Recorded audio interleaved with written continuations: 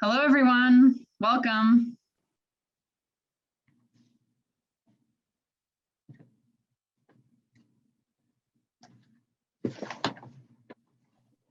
Hi, Janice. Hi, Meredith. Hello. Hello, hello. Good evening.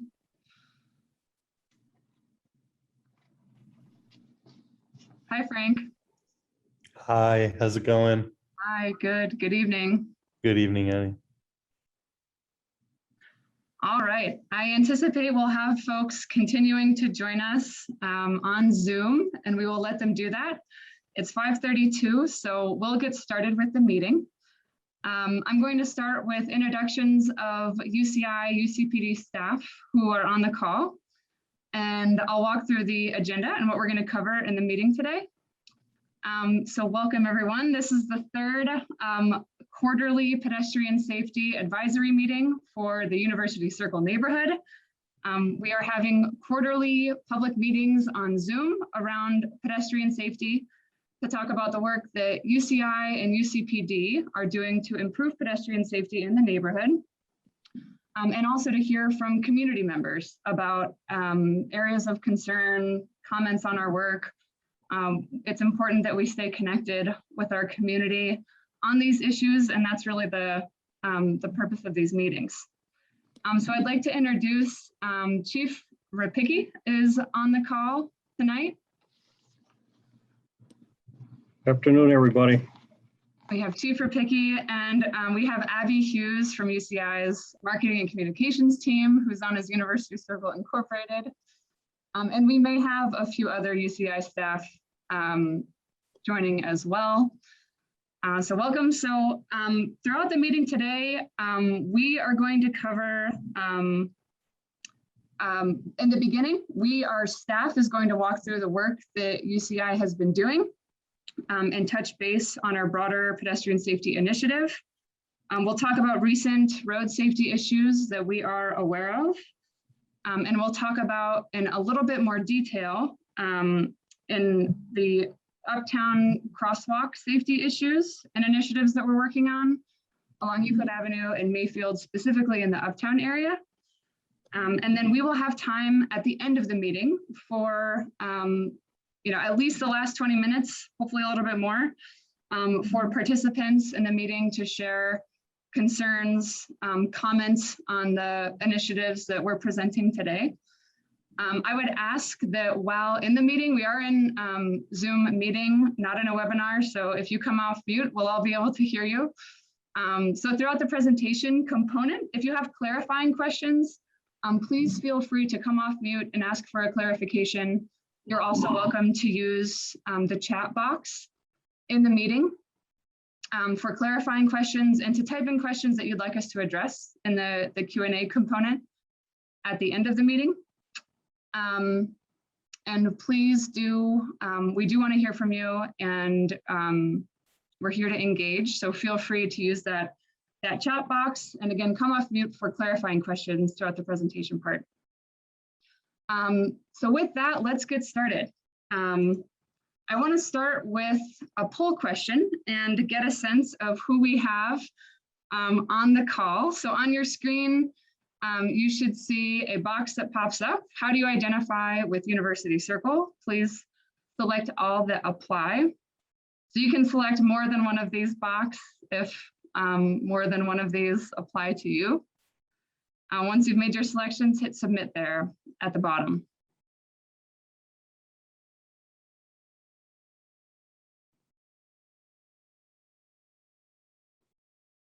We will give folks a couple more seconds to respond. And Abby, when it looks like we have a critical mass there, we can display. Here we go. Great. So we have 67% people live in or near University Circle. Fantastic. Welcome. I work in or near University Circle. Fantastic. 25% visitors. 8% none of the above, but generally interested in pedestrian safety.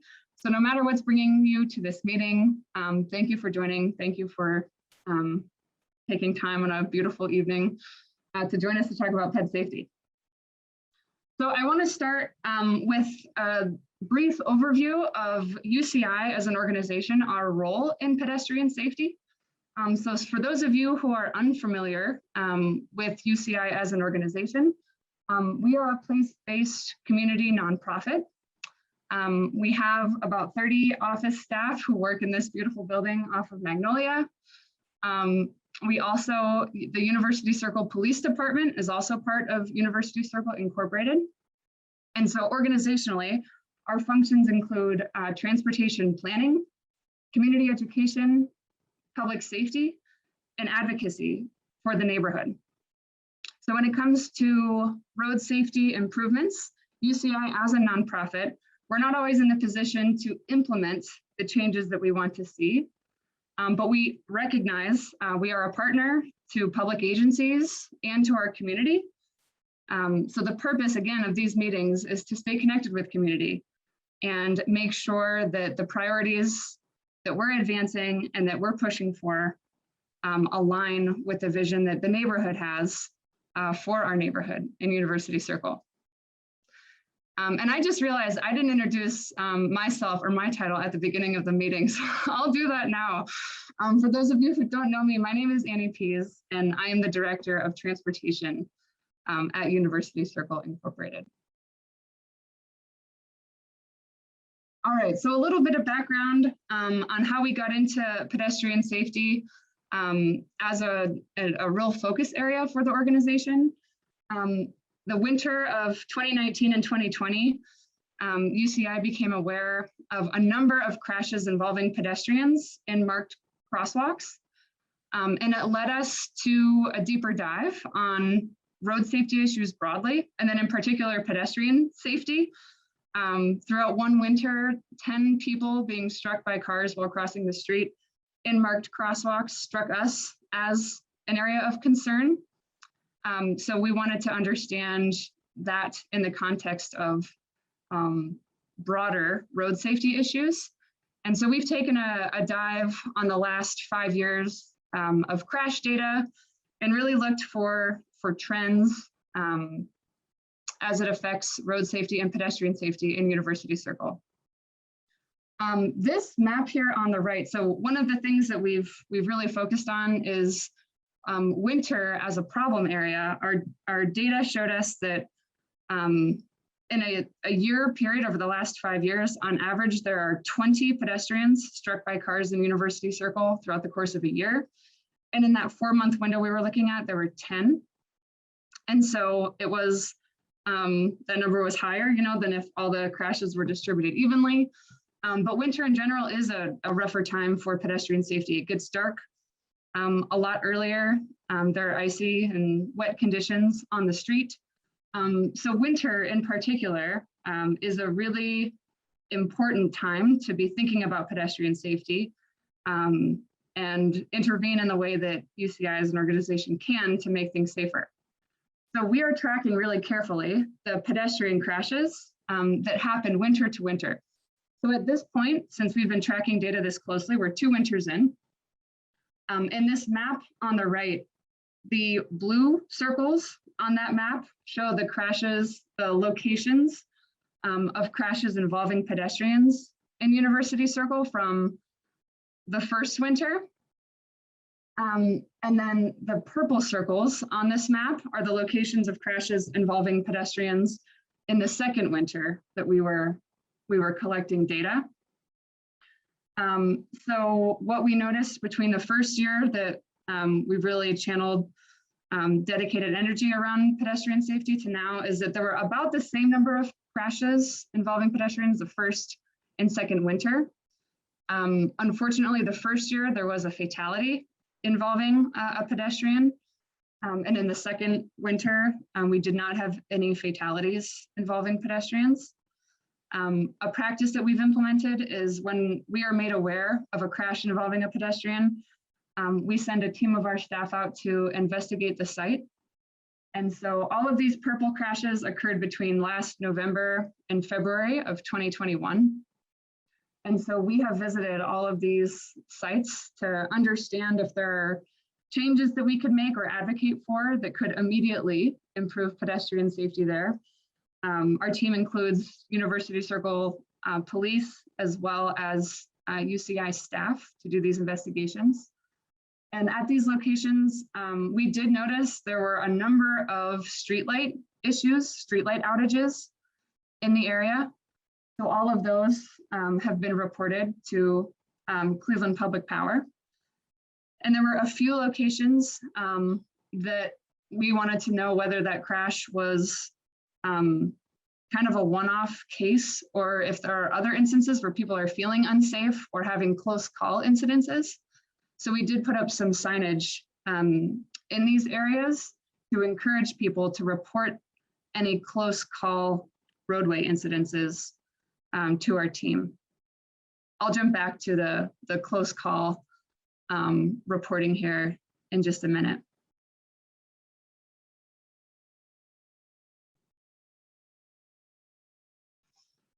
So we have been tracking, beyond these winter crashes. We look at the ODOT database for police reports that are uploaded to the ODOT database. It encompasses any crash report taken by a police agency, goes into this database. A challenge is that it takes several months for the reports to be uploaded into that database. So we don't have that information in real time. But I did want to share that since the end of February, which that last map ended at the end of February, we are aware of 3 crashes involving pedestrians in University Circle. 2 of those involve cyclists, and 1 involved a pedestrian in a parking lot on private property. So the 2 other crashes involving cyclists were in the public right-of-way. One was at East Boulevard and East 108th Street, and the other was at Euclid and MLK. We've done a site visit at one of those locations and have an upcoming site visit at the other one. So we're still looking into these, but I wanted to share this as recent road safety issues that we're aware of and still investigating. Sorry, point of clarification. Are you saying the cyclist hit a pedestrian, or are you saying that a car hit a cyclist? That's a good question. In both of these cases, Patricia, a car hit the cyclist. It is confusing probably how that's worded, but we're including cyclists when we're talking about pedestrian safety and crashes involving pedestrians. We are including cyclists as pedestrians. Here. That's great. I love that. Thank you. I mean, sorry that it happened, but great that you're including them is what I meant to say. Yes. Yeah, we have noticed in most of the data that we've been looking at, when it comes to bicyclists and pedestrian crashes, most are involving pedestrians. The bicycle crashes are less frequent, so it's notable that we had 2 since February. In terms of other recent road safety issues that we are aware of, this is a picture on this slide of the crosswalk of the Nord Family Greenway at Martin Luther King Jr. Drive. There are 2 crosswalks along MLK, and this is the southernmost crosswalk. At this location, there are typically yellow pedestrian signs with a button that pedestrians can use to activate flashing lights on either side to indicate that they're crossing the street. And at this location, both of the signs with the flashing lights and the yellow signs have been hit by cars, and so the signs are missing. We've covered the base of those signs with orange cones as an intermediary, and the city is aware that these signs have been hit by cars. Unfortunately, since this crosswalk was installed with the Nord Family Greenway project, these signs have been hit 4 or 5 times by cars since they've been installed. So at this point, the city is looking at a new treatment for a pedestrian crossing at this location. I have a picture on my next slide I'll show you. Instead of having the poles on the side with the signs on the side, the city is looking at an overhead crosswalk treatment here, where again, there are lights on the signs, and buttons down by the curb ramp. But in this case, the pedestrian would press the button indicating that their intention to cross, and the lights on the sign above the road would flash. This treatment is preferred instead of reinstalling the same signs that were there before, because the poles themselves are a lot more sturdy than the other type of signs with the push button lights.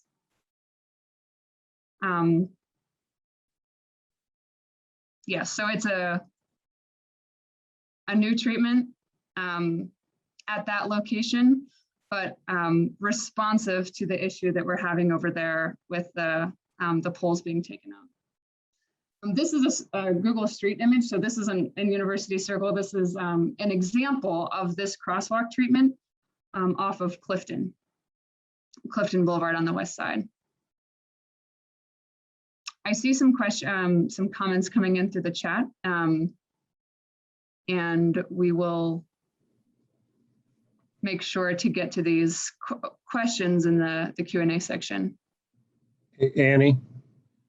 Sure. Hi, Chief. Hey, on that, if they were to do that, they'd probably just put up one mast and put one sign either way, coming down the hill and going up the hill. Because unfortunately, if somebody does hit that one, if they have two single masts, there's chances of hitting them again. So plus they could probably be farther off the road.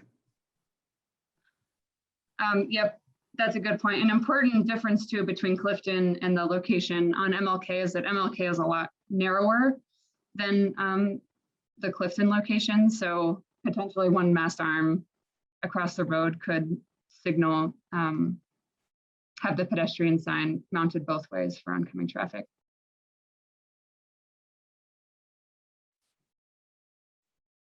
Okay, I also wanted to point out a good example of some resident action in University Circle around road safety.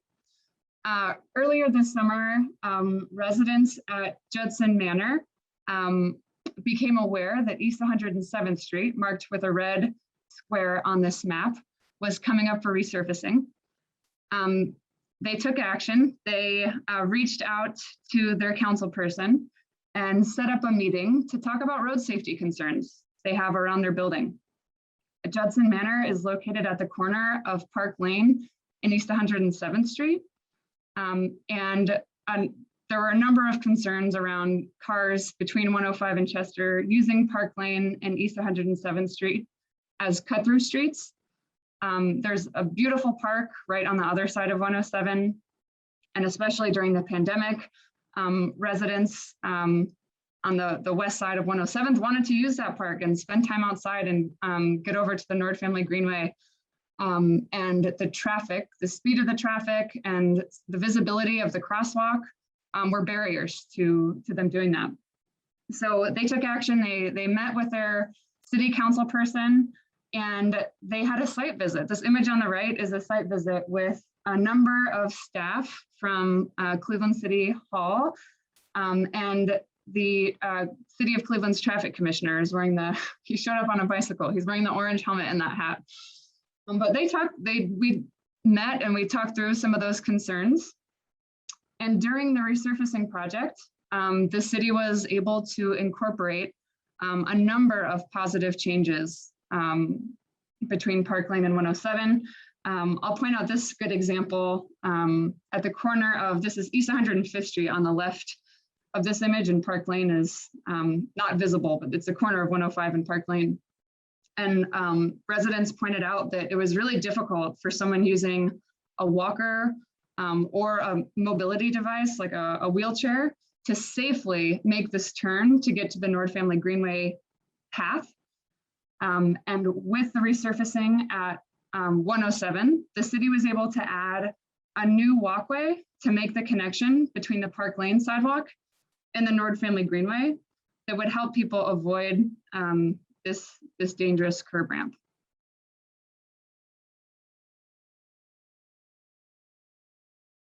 So a good example of residents vocalizing their concerns and having a positive impact when it comes to a road resurfacing project nearby.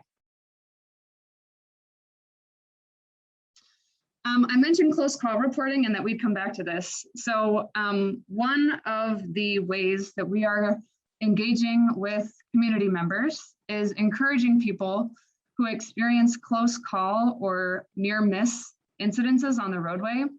When you're walking or if you're driving or biking and you have an almost crash on the streets, it's a traumatic incident when this happens. We are collecting, we want to know about that. We want to know when that happens. A lot of the road safety investments and changes are predicated on having actual crashes occur and then using crash data to inform safety interventions. And we are able to be more proactive in our advocacy when we are aware of problems before they happen. So close call reporting is an important part of this, the big picture around engaging on road safety. And so we have a form on our website, I'll show it to you on the next slide, that we are collecting close call roadway incidences from community members. And in throughout the month of August, we received 4 close call reports at the intersection of Euclid Avenue and Cornell. Throughout all of August, we had 5 close call reports filled out to that website, and 4 were at the same intersection. This first one was on Cornell, a little bit off of the intersection, but very close by. So I'm using this as an example to let everyone know that we're monitoring those entries. Our team wants to hear about these. The details are important. And when we see trends like this and lots of reports generated in the same area, it piques our interest and we'll investigate these further. So thank you to those who are filling out this form. The way that you can access this form is through our website. It's universitycircle.org/project yield. If you scroll down on that page, there's a how can you get involved, report close calls section, and a red report a close call button. So when you fill out this report, the data is shared with UCI, with Bike Cleveland, and then members of the City of Cleveland's Vision Zero Task Force. So the data goes to people who are interested in road safety and particularly road safety advocacy. So any of the reports that are filled out and have information around University Circle, we're monitoring that. We're watching it and paying attention.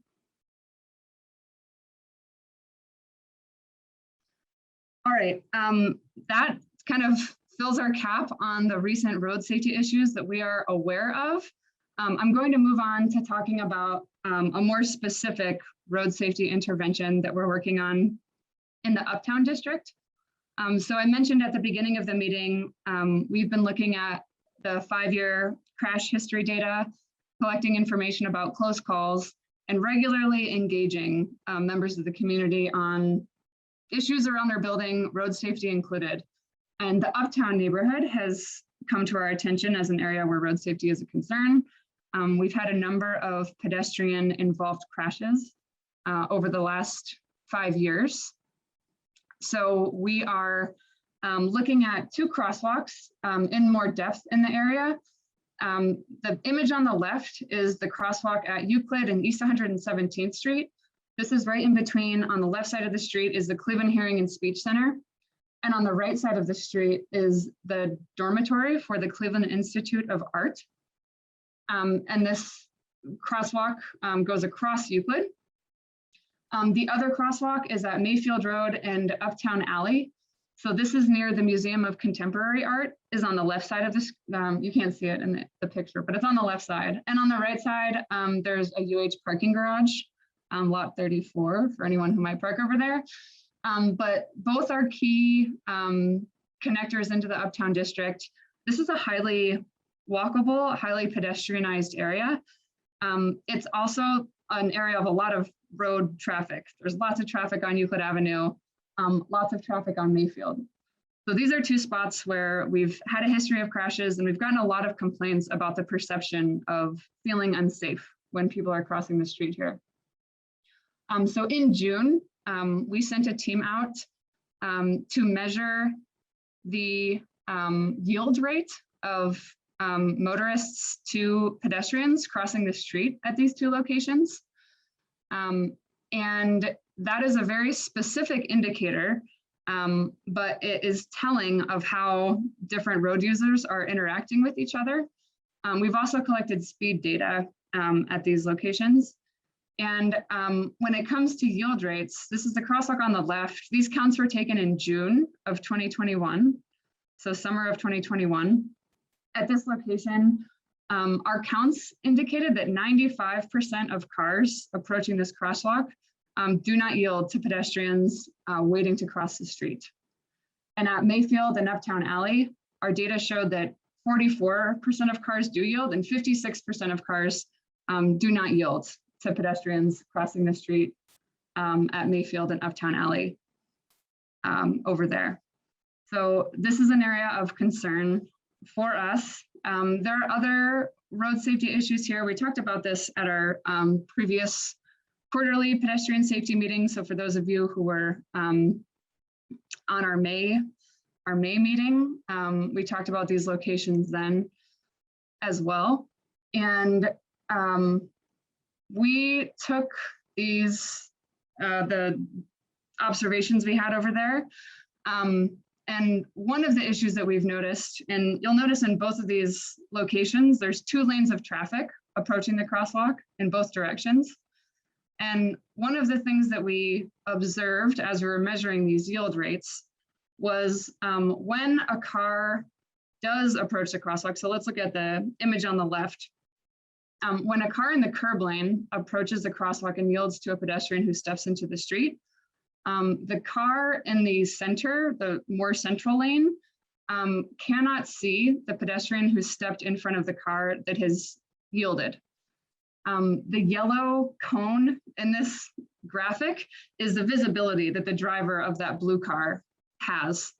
And it doesn't, that person can't see the pedestrian. The car that has stopped and is yielding, doing the right thing, has obstructed the view of the pedestrian. So this leads to a very unsafe condition where this pedestrian can't see that car very well because their vision is also blocked. And the car can't see that pedestrian. So that this blue car doesn't even slow down really as they approach the crosswalk, and it leads to a very unsafe condition. When so same scenario, but when the red car stops further back from the crosswalk, as shown in image 2 here, the cone of vision of the blue car, the oncoming car in the more center lane, they can see that person better.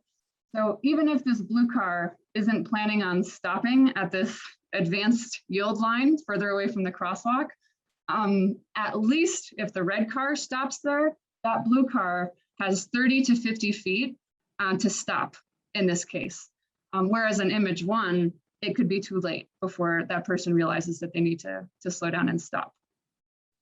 So given the poor yield rates and what we observed during our observations at these 2 locations, we requested that the city install these advanced yield markings on the street. So this is the location at Mayfield and Euclid. This is just a rendering. This is just a drawing that shows what that advanced stop bar would actually look like on the street. This treatment is accompanied with a sign that says stop or yield here for pedestrians. And this is, again, to communicate to oncoming cars that they're approaching a crosswalk, and that the further away they stop from that crosswalk, the safer the condition is at that location. So this is the same crosswalk at Mayfield and Uptown Alley approaching the other way. This is the other crosswalk. This is at Euclid and East 117th Street. This is the westbound approach. And then this is the eastbound approach at the same location. So again, this is an enhancement, an extra step that we've been advocating for to improve safety at these locations. And in the beginning of August of this month, the city came out and installed advanced yield markings on the roadway. So these are the white triangles in this image, in both images. So the white triangles are a symbol for yielding, And there's a sign, yield here to pedestrians, with an arrow pointing down at those lines to communicate to motorists there what the expectation is as they're approaching the crosswalk. So this new striping and the signs have been installed both at Euclid and 117th, and also at Mayfield and Uptown Alley. What we are going to do going forward, a couple things. The first thing is, given that this isn't a treatment that you see in tons of places around the city and lots of places around Cleveland, and based on feedback we heard at our last pedestrian safety meeting, that this will be unusual for people. People might not know what this means. We understand the importance and need to communicate the issues, the pedestrian safety issues that we have in this part of Uptown, that we advocated for this treatment, and what it means, what the expectation is for pedestrians and motorists interacting here. And a couple weeks ago, we had a Zoom meeting with the neighbors around both locations to talk about, walk through a similar thing we've walked through tonight on our understanding of the issues over there, what we've advocated for, and then what the expectation is going forward.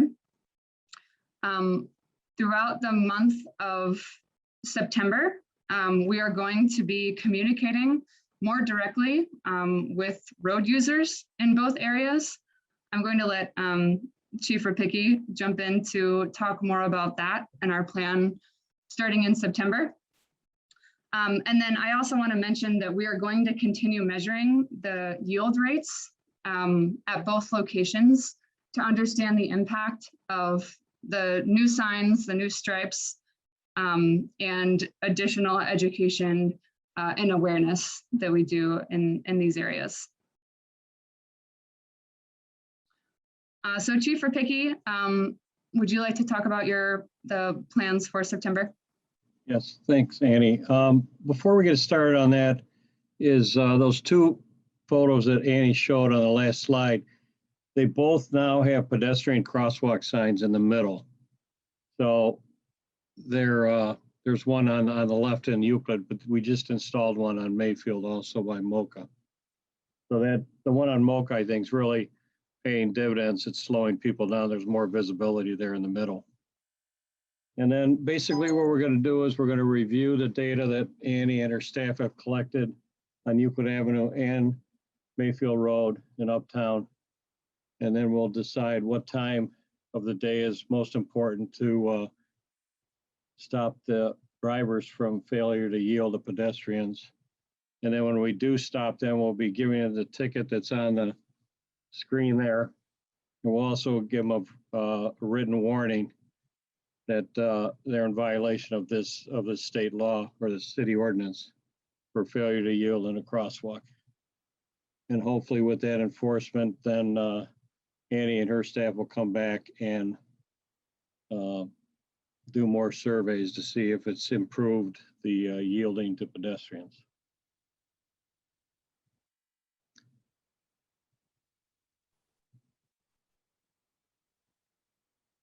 Great.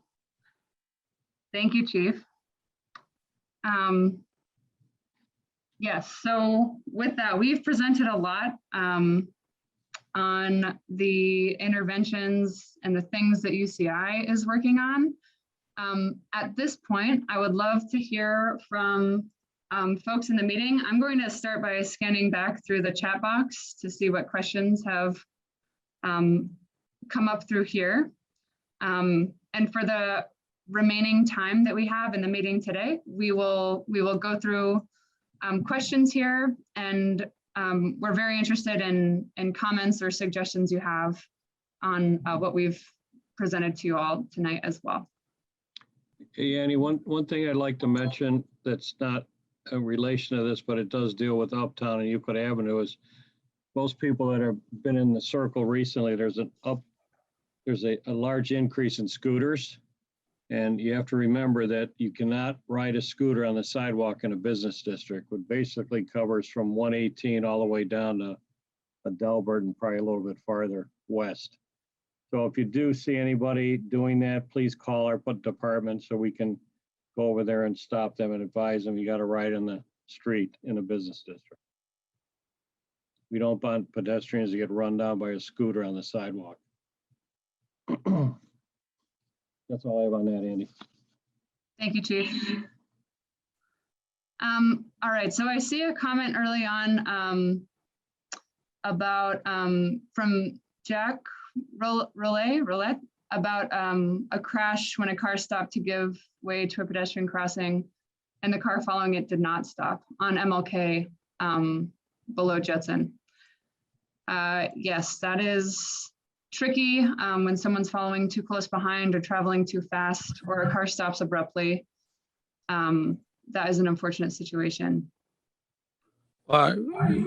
Yes, and I was going to cross, so and the second car trying to avoid the first car that was doing the proper thing by yielding almost went on the pavement and almost touched us. So it was interesting, should I say. And the car that stopped was from New York and didn't understand why the second car didn't stop, and the second car that didn't stop didn't understand why the first one stopped. So, and I think the people don't know there is a crosswalk here. And even when the lights were there, they didn't know. They were really speed, and as Janice said, there is a downhill curve. They see the crosswalk at the last moment, and on the other way around, it's the same. So it's speeding and etc.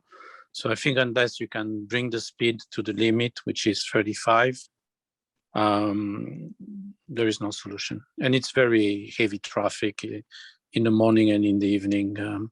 So people do speed. So that's the main issue. I'm surprised there was no accident. I'm happy. So Was that MLK at Jephthah? Was that going northbound?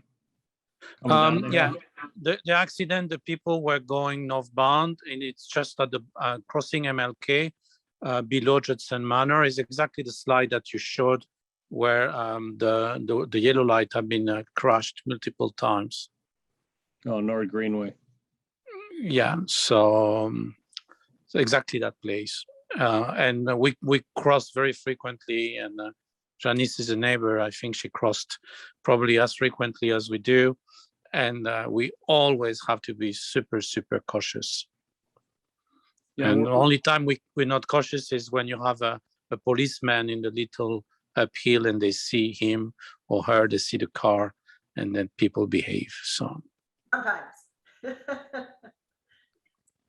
So I think here you have to make them slow down. Otherwise, take the crosswalk somewhere else. But honestly, it's a dangerous place.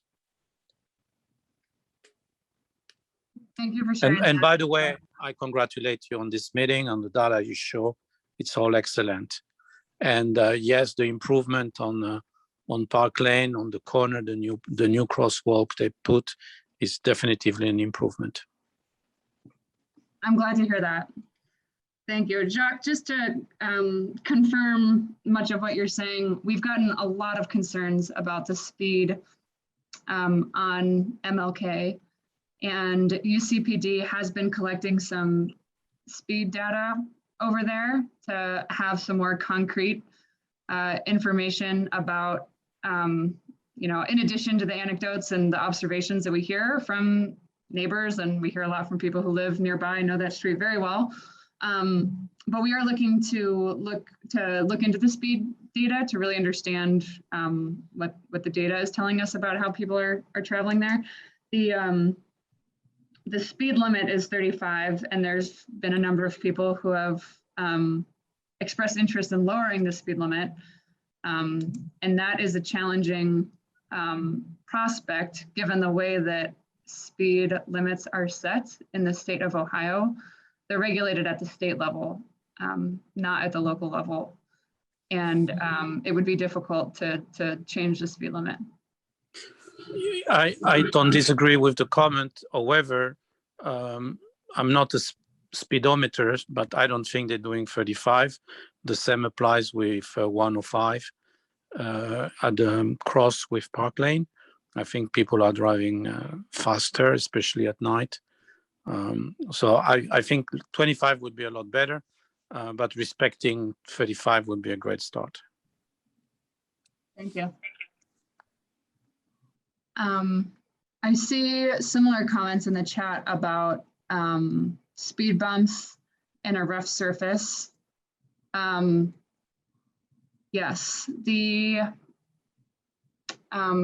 speed bump is an interesting proposition, something that we've talked about at the crossings of East Boulevard and MLK when the Nord Family Greenway project was initially installed. The challenge with installing speed bumps is that there isn't currently a process at the city's level to regulate where speed bumps get installed and under what conditions they would be approved.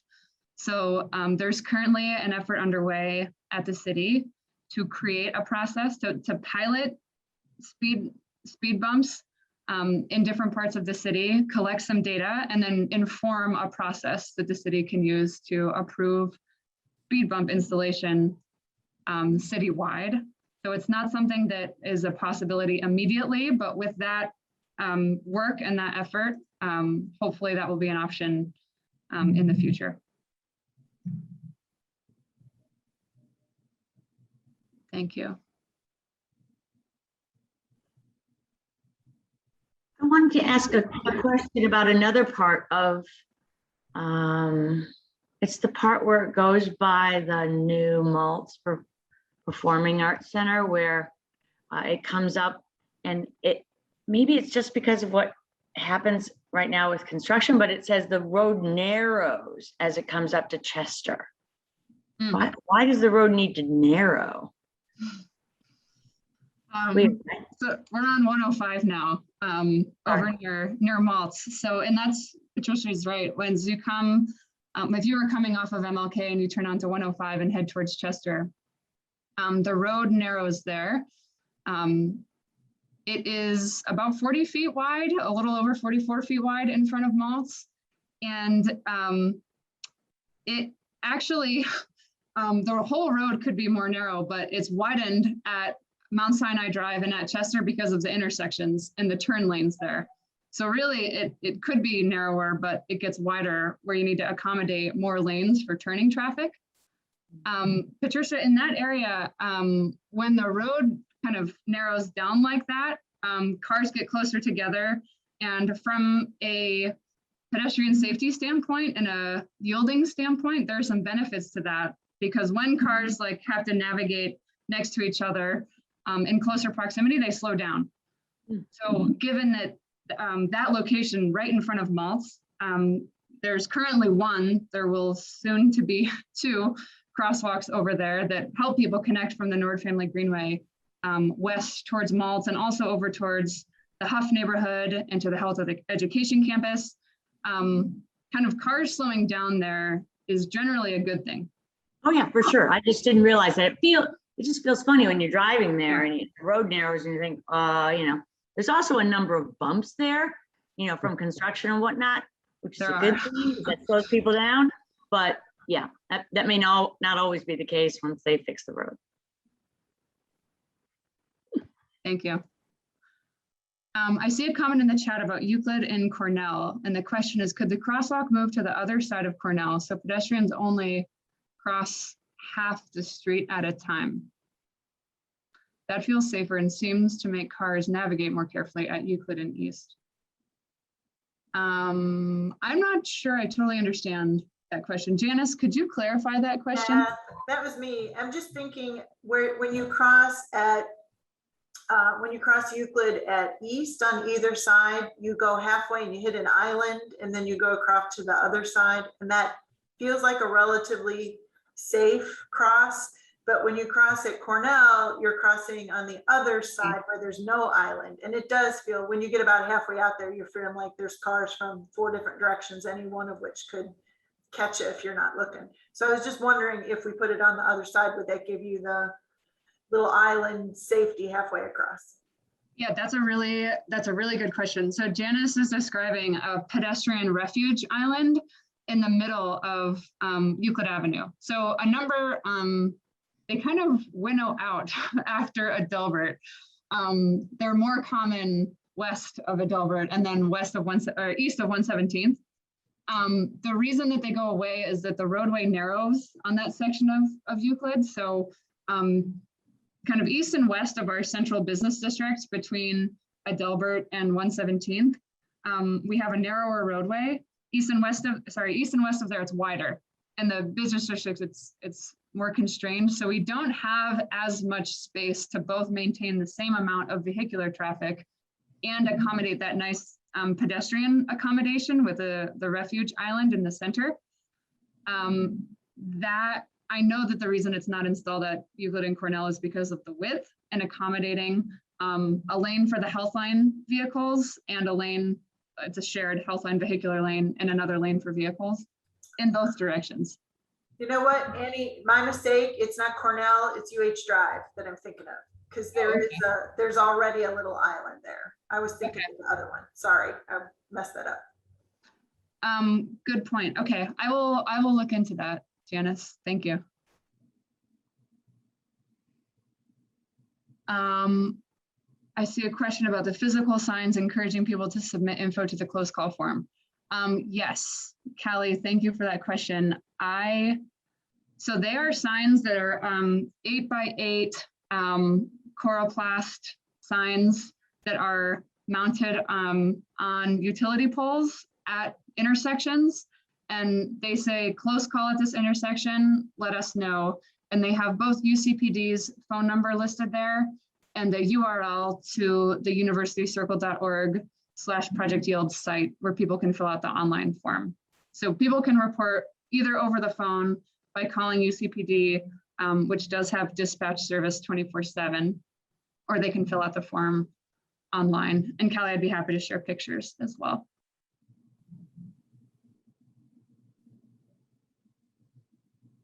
Okay, I see a question about MLK from the Cedar Red Line to Euclid, running along the long, thin Case parking lot. Yep, it's a narrow sidewalk.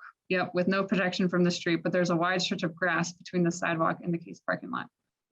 Interesting. Is that a stretch candidate for expanding or improving the sidewalk to improve walkability from the Red Line to Euclid, North Greenway? And the other example, it's a narrow turn to get on this wide side. Yes. So this is a question from Scott. Scott, that's a great question. I'm not aware of conversations about expanding the width of that sidewalk. I can agree with you that this is an issue that has come up before. That sidewalk is really narrow. There's no separation from vehicular traffic, as you mentioned, from pedestrian, and then lots of bikes are on that sidewalk as well. I'm not aware of conversations about expanding it. Possibly a challenge over there is that the Harrison Dillard Trail and Bikeway is running kind of parallel to that sidewalk in the grassy area between MLK and Stearns. So while it's not the most convenient route for someone who gets off the Red Line or a bus at the Cedar University stop to cross twice to get to that, to cross once to get to that, that green space, there is a good bicycle and pedestrian accommodation along that grassy area in between MLK and Stearns. Agreed. Yeah. I usually cross and take that or walk through the parking lot. There might be, I don't know if it's on that side of the street, but I know some of the stuff that's proposed for the park that will go in there was redesigning at least one side of that stretch of road too. So there might be something built into the art museum park proposal. Yeah, thank you. Yeah. Mm-hmm. Go ahead, Scott. I was gonna say, yeah, well, thank you I wasn't remembering that the green space in the median, it does, like you say, make you cross to the median, then cross back when you get to Euclid. Right. It also strikes me that maybe there's a triangulation here, because if you think of that as a main entrance to University Circle, it's not aesthetically a very welcoming entrance when you get off at the red line and then you're walking down that, an old and sort of ugly sidewalk, no offense to that sidewalk, but, and then you at Euclid hit the majesty, so to speak. So maybe there's something there in terms of also thinking about the welcoming and the entrance to University Circle from what's such a critical sort of transportation node. Right. And Right. thank you for a great presentation. Thank you for joining us. I am taking notes. We'll save the chat, and then I'm taking notes on the conversation as well. So these are good points to triangulate with the planning going on for the green space between MLK and Stearns, as well as broader planning for that intersection and really important connection to Euclid Avenue from the major transit station and the Heights from that direction as well.